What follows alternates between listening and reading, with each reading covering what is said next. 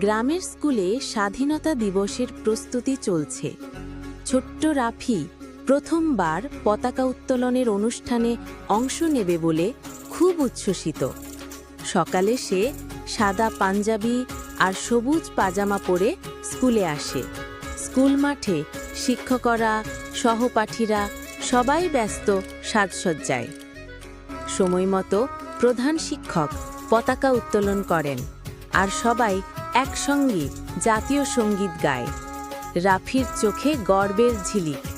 এই পতাকার জন্য কত মানুষ জীবন দিয়েছে। অনুষ্ঠান শেষে শিক্ষক গল্প শোনালেন মুক্তিযোদ্ধাদের সাহসের কথা। রাফি মুগ্ধ হয়ে শুনল, মনে মনে প্রতিজ্ঞা করল একদিন সেও দেশের জন্য কাজ করবে। সেদিন রাফি বুঝল স্বাধীনতা মানে শুধু উৎসব নয়, এর মানে দায়িত্ব, দেশপ্রেম আর মানুষের জন্য কাজ করা।